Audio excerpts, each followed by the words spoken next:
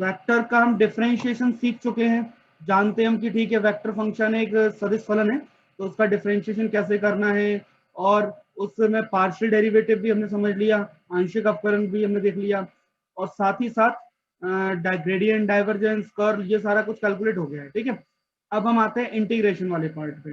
ये सिंपल सी बात है कि आपके पास एक फंक्शन दिया हुआ था कैपिटल एफ मान लो, और आपने इसका डिफरेंशियल कर लिया था विद रिस्पेक्ट टू टी, ये तो हमने किया था, और आपको इसका कोई आंसर मिल गया, मान लो स्मॉल एफ मिल गया। ठीक है, तो इसको रिवर्स हम कर सकते हैं ना कि भाई इंटीग्रेशन अगर हम करेंगे स्मॉल एफ का विथ रिस्पेक्ट टू टी, तो वापस आपको कैपिटल एफ टी मिलेगा, और प्लस एक कांस्टेंट ऐड करना पड़ता है सी, है ना, इंटीग्रेशन कांस्टेंट। समाकलन अचर। ठीक है, तो ये इंटीग्रेशन कांस्टेंट आपका रहेगा, इसमें सी जाएगा। बाकी ये वो सेम कंडीशन है, जैसे आप डिफरेंशियल करते थे उसी टाइप से आप इंटीग्रेशन करेंगे। ठीक है, कांस्टेंट जो प्रॉपर्टी थी हमारी इंटीग्रेशन की सारी प्रॉपर्टी सिर्फ कॉमन रहेंगी। ठीक है, उसमें कोई डिफरेंस नहीं है। तो कुछ क्वेश्चन हम देख लेते हैं, सवाल पे आ जाते हैं, क्वेश्चन से स्टार्ट करते हैं ना। तो क्वेश्चन क्या है कि मान लेते हैं यदि आर टी हमें दिया गया है, ठीक है, आर टी जो है ये फंक्शन हमें दिया हुआ है, और ये फंक्शन है 5t² आई कैप प्लस टी जे कैप माइनस t³ के कैप, ये आपको फंक्शन दिया हुआ है, और आपको प्रूफ करना है, प्रूफ दैट सिद्ध कीजिए कि इस आर फंक्शन का क्रॉस प्रोडक्ट करेंगे d2 और ओवर dt2 से, मतलब दो बार डिफरेंशियल करना है। ठीक है, पहले बार फिर दूसरी बार, दो बार डिफरेंशियल करने के बाद आर के साथ ही क्रॉस प्रोडक्ट सदिश गुणन, और उसके बाद फिर हम इंटीग्रेशन करेंगे 1 से लेकर 2 तक विथ रिस्पेक्ट टू टी। तो ये पूरी प्रोसेस करने के बाद पहले ब्रैकेट के अंदर जो है आर, वो मुझे मालूम है, आर के साथ दो बार डिफरेंशियल का क्रॉस प्रोडक्ट किया गया है, सदिश गुणन किया गया है, वो मुझे फाइंड करना पड़ेगा, पहले दो बार डिफरेंशियल करना पड़ेगा, फिर मैं क्रॉस प्रोडक्ट करूंगा, तब जाके मुझे ये वैल्यू पुट हो पाएगी, और फिर इंटीग्रेशन होगा। लेकिन मैंने प्रूफ करने को बोला, तो इसका आंसर आपको पहले ही दे दिया है कि -49 प्लस 75j और -15, ये हमें पहले से ही दिया हुआ है। ठीक है, तो अब आपको ये बस प्रूफ करना है। तो प्रूफ में सबसे पहला काम मुझे क्या दिख रहा है कि भाई मुझे ये वैल्यू पहले फाइंड कर लूंगा। ठीक है, ये जो वैल्यू है पहले मैं इस वैल्यू को फाइंड आउट कर लूं, उसके बाद ही बात होगी। ठीक,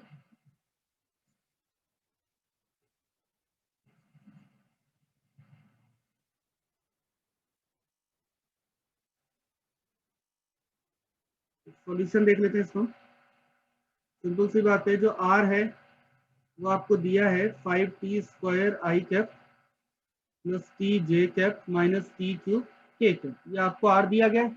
अब आपको इसका दो बार डिफरेंशियल करना है। ठीक है, एक बार डिफरेंशियल किया, अवकलन किया हमने dr/dt, डिफरेंशियल करना तो हमें आता ही है, पिछले चैप्टर से हम डिफरेंशियल ही करते आ रहे हैं। ठीक है, तो डिफरेंशियल करेंगे तो कितना आएगा 10t आई cap plus J cap minus 3t², ये एक बार हो गया।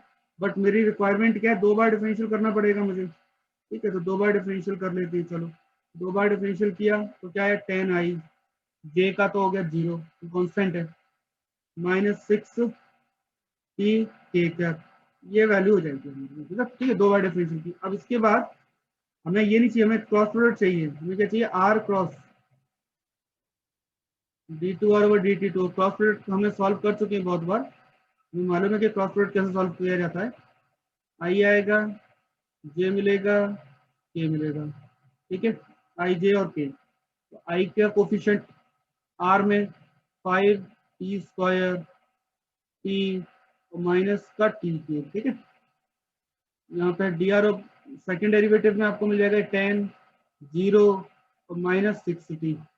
बस इसको हमें सॉल्व करना है, आपको इसे सॉल्व करना है। तो अब आई गया है, जो हमने कर बहुत बार सॉल्व किया 12th क्लास से, ये डिटर्मिनेंट ही सॉल्व करते आ रहे हैं। तो हम इसको डायरेक्टली सॉल्व करेंगे तो कितना आएगा -6t² आई कैप और -10t³ और +30, तो ये जाएगा प्लस का 20t³ जे कैप, उसके बाद 0 -10t तो -10t ये आ जाएगा आपका। आप चाहो तो इसमें एक आध स्टेप बढ़ा लेना अपनी मर्जी से, एक आध स्टेप चाहो तो इंक्रीज कर सकते हो। तो पहला काम तो मेरा ये हो ही गया। अब मुझे बस इसको वैल्यू पुट करना है, जो इंटीग्रेशन दिया उसमें वैल्यू पुट करना है और बस ये प्रूफ करना है कि इसका आंसर यही आ रहा है। फाइनली अब मेरे को क्या करना है 1 से 2। हाँ आपने 20t³ जे कैप लिखा है ना, वहाँ 30 होगा ना? 30 -10 आएगा ना बेटा, मैंने माइनस कर दिया, एक स्टेप बढ़ा लेना उसमें। ये इसका भी तो मल्टीप्लाई होगा और इसका भी होगा, दोनों का होगा ना, नहीं दोनों मल्टीप्लाई होंगे। 5t³ का -6t से होगा और 10 का -t³ से होगा, तो फाइनली सॉल्व होकर 20 आ जाएगा। ऐसे 1 से 2 और यहाँ पे वैल्यू पुट कर देते हैं -6t² आई कैप 20t³ जे कैप -10t के कैप dt। ये हो गया आपका वैल्यू, यहाँ तक आ गया। अब बस इंटीग्रेशन का काम करना है मुझे। अब इंटीग्रेशन का फॉर्मूला तो पता है ना आपको भाई, -6 का तो कांस्टेंट है, इंटीग्रेशन होगा t² का इंटीग्रेशन होगा t³/3 आई कैप कांस्टेंट रहेगा +20 कांस्टेंट t⁴/4 जे कैप -10 कांस्टेंट हो जाएगा t²/2 जे कैप, और पूरे पे लिमिट है 1 से 2 तक। ठीक है, तो लिमिट पहले सॉल्व कर लेते हैं थोड़ा सा, फिर लिमिट पुट कर लेंगे।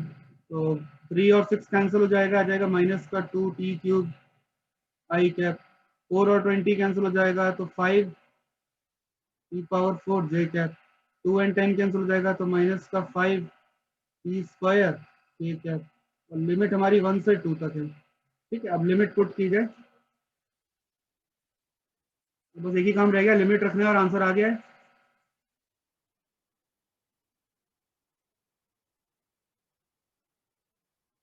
इक्वल टू -2, पहले तो अपर लिमिट रखें 2, तो 2³ आई कैप +5 × 2⁴ जे कैप -5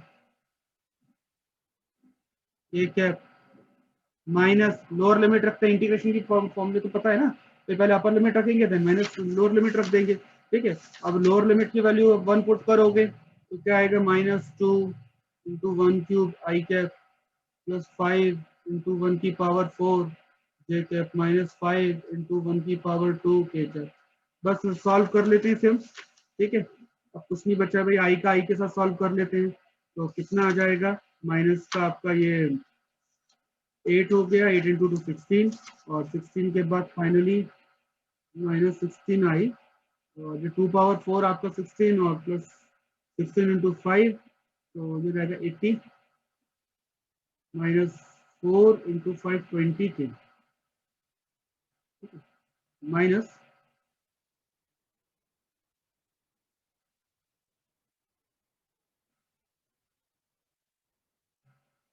-2i + 5j -5।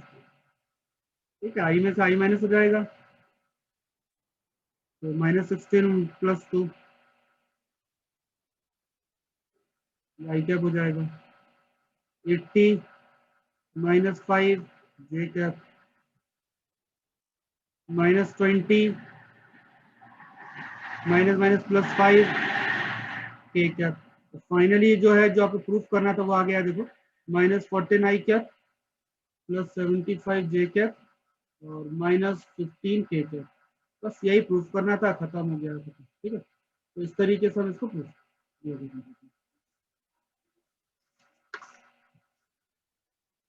ऐसे ही। एक कंडीशन और देख लो, अगर मुझे r.r का अगर मैं डिफरेंशियल करता हूँ विद रिस्पेक्ट टू t, मान लीजिए आर टी का फंक्शन है, तो आर डॉट आर का जो डिफरेंशियल होगा डॉट में, तो पहले वाले आर का नहीं करना है डिफरेंशियल, तो सेकेंड आर का करना पड़ेगा, प्लस सेकेंड आर का नहीं करना है, फर्स्ट आर का करते हैं डिफरेंशियल, ऐसा लिखा जाएगा। और इसको हम लिख सकते हैं 2r dot d r upon d T, D upon d T R dot are. तो ये आपको पता होना चाहिए कि भाई इसकी value 2r dot d r upon d T हो जाएगा। ठीक है, तो ऐसा क्यों बोल रहे हैं, क्योंकि हमारा जो नेक्स्ट क्वेश्चन है वो इसी पर बेस्ड है। ठीक है, ये कंडीशन आपको याद होना चाहिए। सवाल क्या है देखो, आर टी की दो वैल्यू दी गई है, पहला वैल्यू है 2i माइनस जे प्लस 2k, ठीक है, दूसरी वैल्यू है 4i minus 2j plus 3k। और जब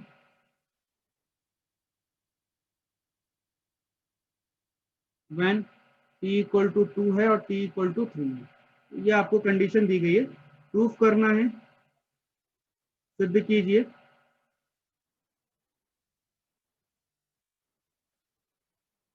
सिद्ध ये करना है कि 2 से लेकर 3 तक, मतलब 2 और 3 तो है, अगर हम r dot d r upon d t का इंटीग्रल करते हैं तो जो आंसर है वो 10 आना चाहिए, ये प्रूफ करना है। ठीक है, तो r dot d r upon d t का आपको इंटीग्रेशन करना है with respect to t, answer 10 आना चाहिए। इसका सॉल्यूशन, तो पहली बात t इक्वल टू 2 पर आपको वैल्यू दी गई है और t इक्वल टू 3 पर भी वैल्यू आपको दी गई है। ठीक है, दोनों वैल्यू आपको दी गई है, तो काम करते हैं 2 से 3 r dot d r upon d T. तो आपको जो इंटीग्रेशन करना है, तो हमें एक चीज पता है पहले से, साइड में लिख देते हैं, हम जानते हैं, क्या जानते हैं हम, अभी तक नहीं जानते थे मगर आप जानते हैं कि r डॉट आर का जो डिफरेंशियल होता है वो 2r dot d r upon d T होता है। ठीक है, इसको हम ऐसा लिख सकते हैं, तो यानी कि मैं इसमें 1/2 इंटीग्रेशन 2 से 3 D upon d T R dot are में लिख सकता हूँ उसे, सिंपल सी बात है। ठीक है, और जब इंटीग्रेशन और डिफरेंशियल दोनों होंगे तो दोनों प्रोसेस कैंसिल कर देंगे एक दूसरे को, और मेरे पास क्या बचेगा, केवल r डॉट आर। लिमिट क्या हो जाएगी 2 से 3, और ये लिमिट किसकी, t की वैल्यू। ठीक है, तो r डॉट आर क्या होता है, आर स्क्वायर, स्केलर वैल्यू आती है आर स्क्वायर, और इस पर लिमिट आपकी क्या है, t की वैल्यू 2 है और t की वैल्यू 3 दी गई है। तो जब पहली बार हम t की वैल्यू 2 पुट करेंगे तो क्या बनेगा, जी आर स्क्वायर 2 और माइनस आर, पहले तो अपर लिमिट आएगी 3 और फिर लोअर लिमिट आएगी 2, है ना, क्योंकि आर तो टी का फंक्शन है ना, ये हमारा दिया ही है पहले से, ये आर फंक्शन है टी का, आर तो पहले से दिया हुआ है, ये टी का फंक्शन है। तो यहाँ पे मैं पहले तो टी की जगह जैसे ही मैं 3 रखता हूँ तो आपको ये वैल्यू दिखाई दे रही है, ये कैलकुलेट करना पड़ेगा पूरा मुझे। ठीक है, और नहीं अगर आपको ये स्टेप नहीं आ रहा, क्लियर नहीं है, तो इसको मैं थोड़ा दूसरे तरीके से भी लिख सकता हूँ। तो देखो इसमें लिमिट रखना है 1/2, तो पहले मैं अपर लिमिट रखूंगा आर में 3 इंटू आर 3, तो डॉट प्रोडक्ट करना तो हमें आता ही है, आर डॉट आर, आई का आई के साथ मल्टीप्लाई, जे का जे के साथ और के का के साथ हो जाएगा, माइनस फिर आर में वैल्यू 2 पुट करेंगे डॉट आर 2। ठीक है, दोनों वैल्यूज पुट कर लेते हैं, सॉल्व कर लेते हैं, तो ये हटा दिया, यहाँ लिख देते हैं बस फाइनल आंसर, तो इक्वल टू 1/2 R3 की वैल्यू आपकी ये R3 है ना, तो 4i minus 2j plus 3k dot 4i minus 2j plus 3k। ठीक है, माइनस R2 मतलब t इक्वल टू 2 पे r की जो वैल्यू है वो है 2i minus j plus 2k dot 2i minus j plus, ये वैल्यू हो जाएगी। डॉट प्रोडक्ट करना में आता है, डॉट कर लेते, 4 का 4 से मल्टीप्लाई होगा 16, फिर 2 का 2 से होगा तो प्लस 4, 3 का 3 के साथ हो जाएगा तो प्लस 9, माइनस साइन बीच में रहेगा ही रहेगा, 2 का 2 के साथ multiply 4, minus minus plus 1,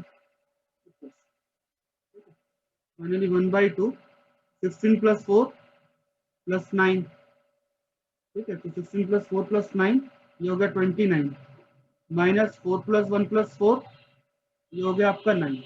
finally value 1/2 into 20, और जो प्रूफ करना है वो आंसर आ गया 10। ठीक है, क्लियर। तो प्रॉब्लम, तो फंक्शन आपको यही तब सारी वैल्यू दी गई थी, बस आपको एक फॉर्मूला पता होना चाहिए था कि ये R dot d r upon d t का हमारा जो डिफरेंशियल है उसको हम ऐसा लिखते हैं, बस ये पता होना था। बाकी तो फिर डिफरेंशियल इंटीग्रेशन तो आप एक दूसरे के रिवर्स प्रोसेस हैं, तो आपके पास बचेगा आर डॉट आर। अब आर डॉट आर में लिमिट रखना पड़ेगी, पहले टी की वैल्यू 2 की 3 की, और फिर लास्ट में 2 की, अपर लिमिट और लोअर लिमिट, जिसमें टी इक्वल टू 3 पे वैल्यू आपको दी गई आर की, और टी इक्वल टू 2 पर भी लिमिट दी गई आर की। दोनों वैल्यू बस पुट करनी है, सिंप्लीफाई जैसे हम करते हैं बस वो करनी है, इसमें कुछ ज्यादा था नहीं। ठीक है, ये किया जा सकता है। नेक्स्ट वाला जो क्वेश्चन है वो देख लो, आपको ए वेक्टर दिया गया है 3i minus 3j plus 2tk, ठीक है। बी वेक्टर भी दिया है i minus 2j plus 2k, ठीक। और सी वेक्टर भी दिया है 3i प्लस tj माइनस 2। ये तीनों वेक्टर दिए गए हैं, और आपको प्रूफ जो करना है, सिद्ध करना है कि इंटीग्रेशन अगर हम 1 से 2 तक करते हैं ए क्रॉस बी क्रॉस सी का, ठीक है, इस पूरे का इंटीग्रेशन करते हैं विद रिस्पेक्ट टू टी, तो हमारा जो आंसर आएगा वो आएगा -87/2 आई कैप माइनस 44/3 जे कैप प्लस 15/2 के टी। ये मेरा सॉल्यूशन आना चाहिए, जिसमें ए बी सी आपको दिया गया, ठीक है। अब हम इसको सॉल्व करते हैं। सॉल्व कैसे करेंगे, सबसे पहले तो इंटीग्रेशन जिसका करना है वो है ए क्रॉस बी क्रॉस सी। तो हमें ये पता है कि ए क्रॉस बी क्रॉस सी का हमने फॉर्मूला पढ़ रखा है कि भाई इसको ए डॉट सी, बी बाहर माइनस ए डॉट बी और सी बाहर, इस तरीके से लिखा जाता है, ठीक है। तो पहले हम ए डॉट सी कर लेते हैं, ठीक है। तो ए की वैल्यू, ये ए हो गया, डॉट सी करेंगे तो 3i प्लस tj माइनस के, तो बी बाहर है तो एज इट इज बी लिख देते हैं, i minus 2j plus 2k। ये हो गया ए डॉट सी और बी बाहर माइनस ए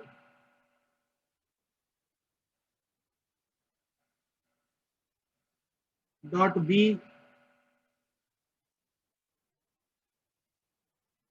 और सी बाहर कर देते हैं, तो 3i tj माइनस 2, ठीक है। सिंप्लीफाई करते हैं, पहले डॉट प्रोडक्ट कर लें, आई का आई के साथ मल्टीप्लाई होगा, देखो क्या होगा 3t माइनस 3t, ठीक है। और प्लस 2t इंटू -1 तो होगा माइनस का 2t, i minus 2j plus 2t minus, यहाँ भी t का मल्टीप्लाई से होगा, t -3 का -2 से होगा तो हो जाएगा प्लस का 6 प्लस 2t, और प्लस का 2 का मल्टीप्लाई करेंगे तो आएगा प्लस का 4t, और ब्रैकेट में जाएगा 3i माइनस, इसको हम 3t कैंसिल कर दें, बचेगा माइनस का 2t का मल्टीप्लाई कर देते हैं तो minus 2t I cap minus minus plus 4t J cap minus 4t के कैप। ये तो आपका हो गया पहले। इस वाले में आ जाएगा माइनस, ये जाएगा आपको 5t प्लस 6, तो 5t प्लस 6 का मल्टीप्लाई कर देते हैं तो माइनस 3 5t प्लस 6 आई कैप माइनस t का मल्टीप्लाई होगा तो T square plus 6t plus, मतलब 5t है ना, 5t प्लस 6 का मल्टीप्लाई हम t से करेंगे तो आएगा 5t स्क्वायर प्लस 6t जे कैप, और के कैप में भी सेम ऐसे 1 का मल्टीप्लाई हो रहा है, माइनस माइनस प्लस हो जाएगा और हो जाएगा ये 5t प्लस 6 के कैप, ठीक है।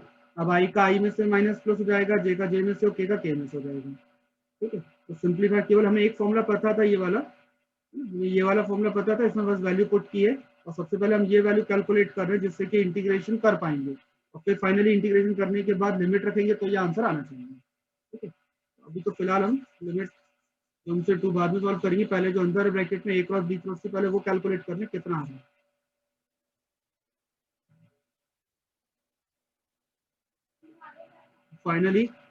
फाइनली जो है हमारे पास,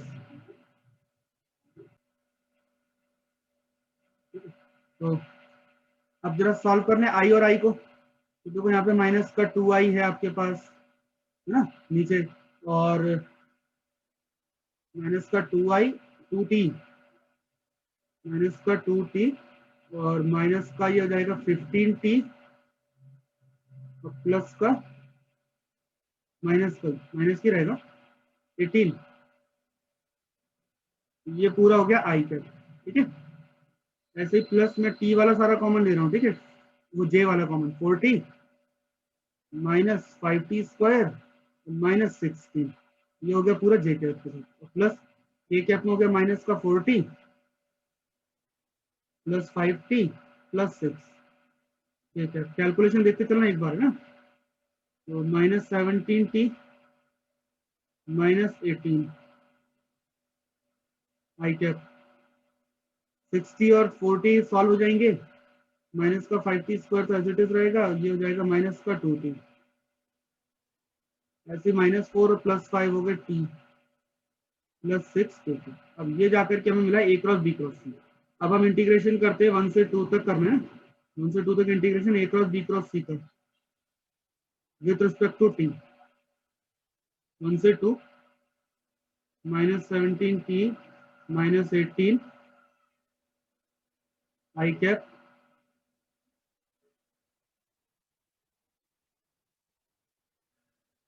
t plus 6 k cap dt।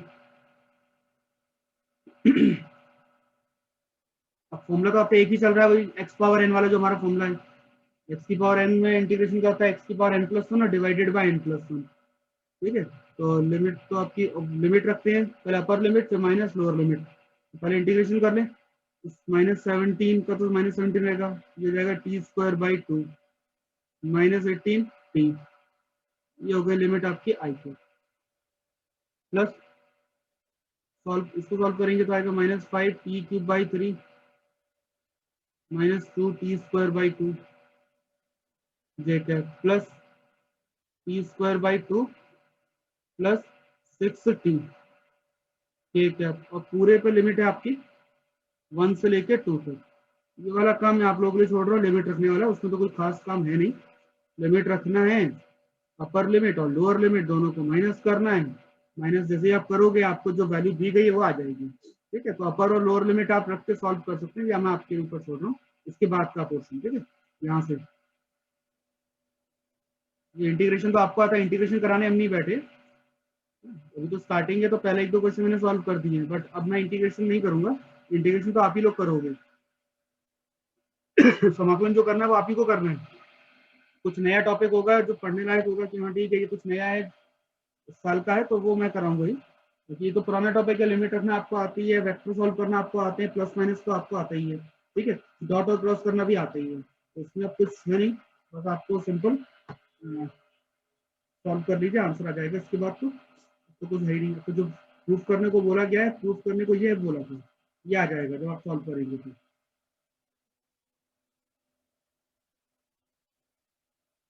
ठीक है, तो फाइनली आपको ये वैल्यू मिल जाएगी, एक दो स्टेप बढ़ा लेना। इस टाइप के आपके इंटीग्रेशन इसमें एक और देखते हैं क्वेश्चन। चलिए,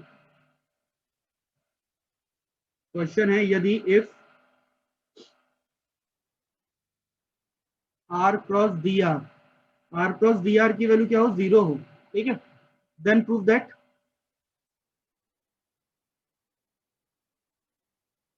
तो दर्शाइए कि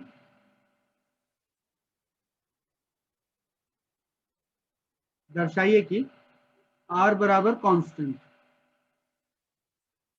अचर है।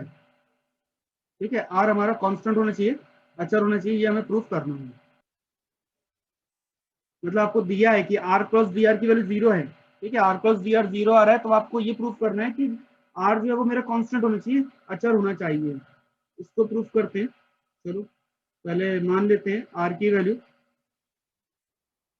पोजीशन वेक्टर होता है r, और इसको हमेशा हम क्या लिखते हैं, जब कुछ नहीं पता होता तो xi plus yj plus z के, और यहां से आपको dr मिल जाएगा। dr क्या हो जाएगा, difference in x plus dy j plus dz k, ये वैल्यू आपको मिल जाएगी। अब आपसे बोला है कि r dot r plus dr 0 होता है, तो हम सॉल्व कर लेते हैं। चलो अब क्योंकि r क्रॉस dr की जो वैल्यू है वो 0 है, दी गई है पहले से, तो हम वही सॉल्व कर रहे हैं, r क्रॉस dr। तो क्रॉस कैसे सॉल्व करते हैं, क्रॉस प्रोडक्ट i j और k के कोफिशिएंट लिखेंगे, पहले x के x y z, और फिर उसके बाद dr के dy dz और dz, ठीक है, और इक्वल टू कितना आएगा, 0। सॉल्व करें से मल्टीप्लाई करते हैं, देखो y dz minus z dy आई कैप, ठीक है, plus z dx minus x dz j cap, plus x dy minus y dx k cap, और ये वैल्यू आ जाएगी 0i प्लस 0j प्लस 0 के इक्वल टू 0 चल रहा है ना, तो 0 को हम वेक्टर की फॉर्म में लिख दे, दोनों तरफ वेक्टर हो जाएंगे। अब जो दोनों तरफ वेक्टर मुझे दिख रहे हैं तो दोनों तरफ कंपेयर कर लेते हैं, कंपेयरिंग बोथ साइड्स, दोनों पक्षों की तुलना करने की।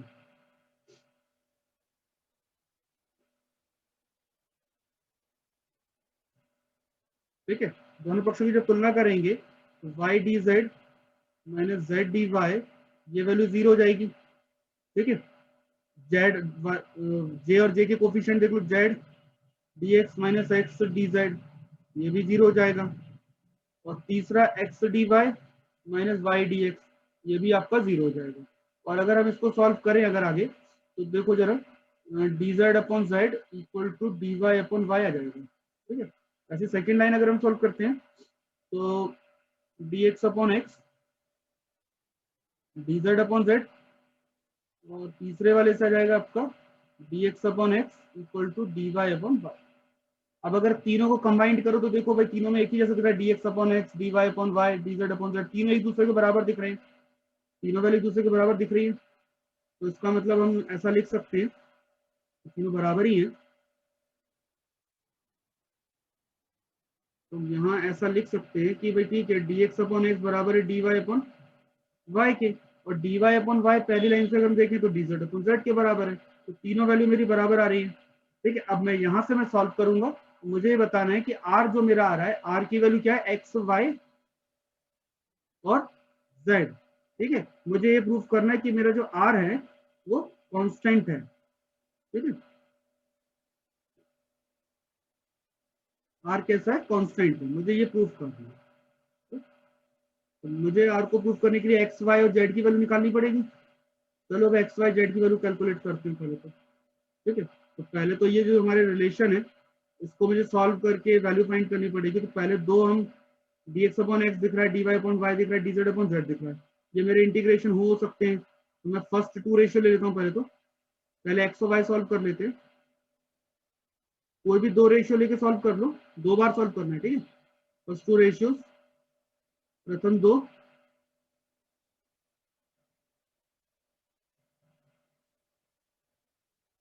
अनुपात लेने पर, ठीक है। तो फर्स्ट टू रेशियो जब आप सॉल्व करोगे तो dx upon x equal to जाएगा dy अपॉन y, इसको इंटीग्रेट कर लो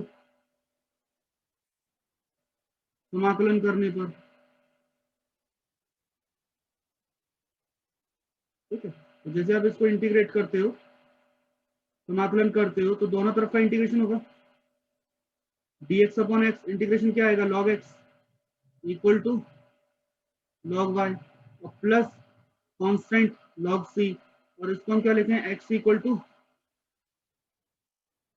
cy लिख दूं या yc लिख दूं, एक ही बात है, पहले कांस्टेंट लिखते हैं इसलिए अपन ने पहले c लिख लिया हमने, है ना, y। लेकिन यहाँ पे एक और बार सॉल्व कर रहे हैं इसलिए इसको कांस्टेंट c1 लिख रहा हूँ, ठीक है। एक वैल्यू तो ये आ गई है x y में, एक मुझे z के साथ भी सॉल्यूशन चाहिए, x y और z में चाहिए ना, एक में जेड के साथ वैल्यू चाहिए, तो मैं जेड के साथ चाहूँ तो dy अपॉन वाई सॉल्व कर सकता हूँ, चाहूँ तो dx अपॉन x सॉल्व कर सकता हूँ। तो मेरी इच्छा है, आपकी मर्जी, आप कोई भी दो ले सकते हो सॉल्व करने के लिए। तो टेकिंग आपकी मर्जी, तो फर्स्ट और लास्ट वाला रेशियो ले लीजिए, और आपको लगता है कि फर्स्ट सेकंड थर्ड, तो सेकंड थर्ड भी ले सकते हो, फर्स्ट एंड लास्ट। मैं फर्स्ट और लास्ट रेशियो ले रहा हूँ, ठीक है। तो dx upon x dz upon z आएगा, और इसको जैसे हम इंटीग्रेट करेंगे, इंटीग्रेटिंग बोथ साइड, समाकलन करने पर जैसे आप इसको इंटीग्रेट करोगे, इंटीग्रेशन करने पर हमें वैल्यू मिल जाएगी x और z में। इसका इंटीग्रेशन जाएगा log x equal to log z plus एक और कांस्टेंट आएगा, तो उसको मैं c2 नाम दे रहा हूँ, तो यहाँ से x इक्वल टू जाएगा c2z। तो मेरा पहला वाला जो है x वो c1y है, दूसरा वाला जो x है वो c2z आ रहा है, तो मेरे यहाँ पर दो x आ रहे हैं, ठीक है। अब ठीक है, तो इस प्रकार मेरे को ये दो वैल्यू मेरे को मिल रही है। अब काम करते हैं, फाइनली हम आर कैप ले लेते हैं। तो फाइनली मेरे पास जो आर वेक्टर आ रहा है, आर मैंने क्या बोला था, एक्स आई है ना, तो एक्स आई वाई जे और जेड। आर मेरे पास क्या था, एक्स आई कैप प्लस वाई जे कैप प्लस जेड के कैप, ये था मेरे पास वेक्टर, ठीक। अब इसका अगर मैं यूनिट वेक्टर निकालता हूं, अच्छा इसमें यूनिट जो क्वेश्चन था उसमें करेक्ट कर लेना, यूनिट वेक्टर ये तो वैल्यू तो आपकी एक्स वाई जेड ही आएगी, यूनिट वेक्टर को बताना है। अच्छा अगर बुक में भी देख लेना यूनिट वेक्टर होगा, यूनिट वेक्टर को मुझे कांस्टेंट बताना है, ठीक है। तो आर कैप की वैल्यू क्या आएगी, हमने बहुत फॉर्मूले लिखे हैं, डायरेक्शनल डेरिवेटिव में भी लिखा था आर कैप क्या आया था, r vector upon magnitude are.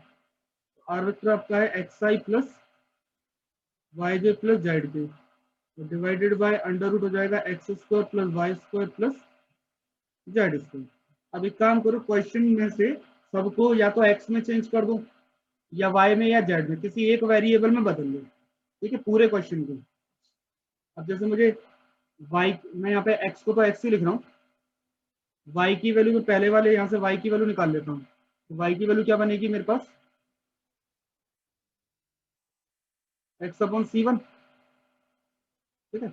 ऐसे ही जेड की वैल्यू बनेगी मेरी एक्स अपॉन c2, तो मैं पूरे को एक्स में चेंज कर रहा हूँ। ऐसे ही यहाँ भी एक्स स्क्वायर प्लस वाई को लिख सकते हैं x square upon c1 square और plus x square upon c2 square.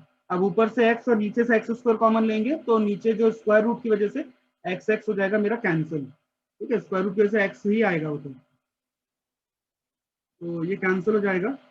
Finally मेरे पास जो वैल्यू आएगी वो होगी I cap plus J cap divided by c1 और plus K cap divided by c2 divide under root में x तो cancel हो चुका है, तो आएगा 1 plus 1 upon c1 square plus 1 upon c2 square, ठीक है।